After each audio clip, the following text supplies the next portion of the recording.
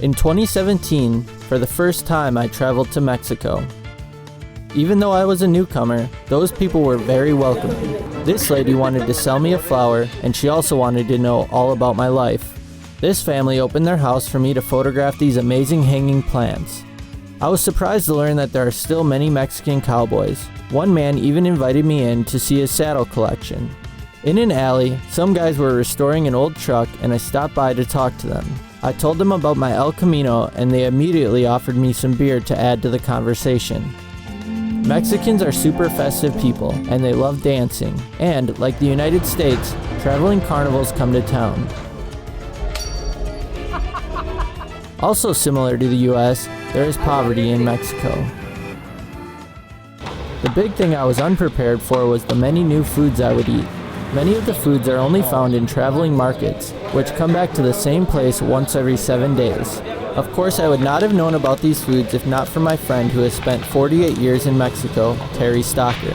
His favorite Mexican food is freshly cooked chicharrones, to which he adds fine blue cheese.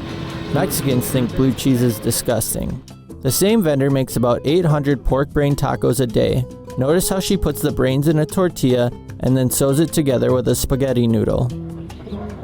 I did not grow up eating sheep, but it may have been the most delicious food I ate in Mexico. To make barbacoa, an entire sheep is cooked in an underground pit that is lined with large leaves from the maguey cactus. The food is served in an open-air restaurant. Here, I even learned how to make a tortilla. The barbacoa soup and meat were delicious. However, that sheep is not cooked with its blood, but the blood is sold to people who specialize in cooking sheep's blood soup. It is one of the most popular foods at the market. In addition to the open-air markets, many women sit in the streets to sell items to add to the culinary variation. This woman is selling ant eggs, called escamoles. These only appear a few weeks a year in the spring, and they are actually pretty good, though a bit on the expensive side. These women of Tula De Allende, Hidalgo, also sell a number of flowers to eat. These are the flowers of the garambullo cactus. In addition to eating the cacti flowers and fruits, the nopal leaf is very popular. This is what the leaves look like when they are young. Here is an Otomi Indian woman cleaning the spines from one of the leaves.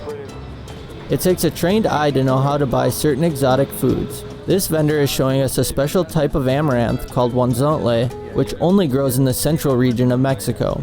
One day a friend, Fidencio, prepared exotic foods for us. We ate the escamoles, nopales, flowers of the maguey cactus, and flowers of the garambullo. Here, Freddy shows us huitlacoche. This is a very special corn fungus that is delicious when fried. For dinner one day, two friends, Guillermo Paredes and Jesus Mera, prepared a dish of huitlacoche and escamole tacos. This is also where I enjoyed my first Mexican Coca-Cola. These two friends of Terry's are Lola and Lupe. Lola is an expert at making sopa de habas, which is like a lima bean soup.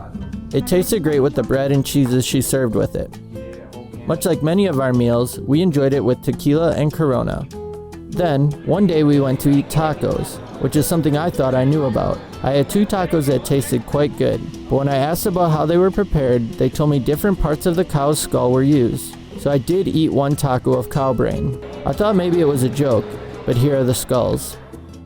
Many roadside stands roast corn in large bowls. They are called esquites, and we ate them mixed with mayonnaise, lime juice, and red chili powder.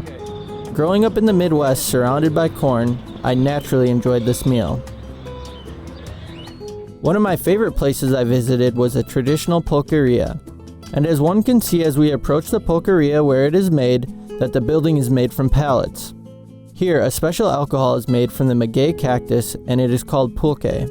This, for the most part, is considered a low-class drink. These magueys along the edge of the field produce the pulque, and it is these leaves that were used to line the underground pit for barbacoa. To end my information on food, I must say that in every Mexican refrigerator one will always find limes and chiles. These are 2 essentials for Mexican food, like salt and pepper. Mexico is now the most obese nation in the world, with the USA second, but there is a health fad among many of Mexico's youth, including Samantha.